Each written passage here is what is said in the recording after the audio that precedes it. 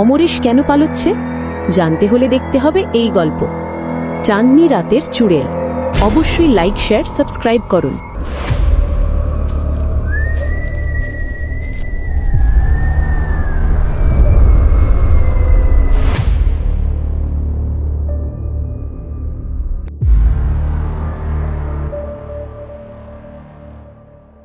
কলকাতার বুকে লুকিয়ে আছে বহু ভৌতিক কাহিনী।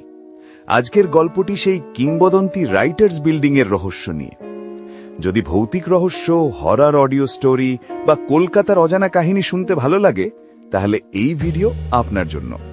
শেষ পর্যন্ত শুনুন, কারণ সত্যিই কি ভূত আছে নাকি সবই ইতিহাসের প্রতিধ্বনি, সেই উত্তর লুকিয়ে আছে এই গল্পে।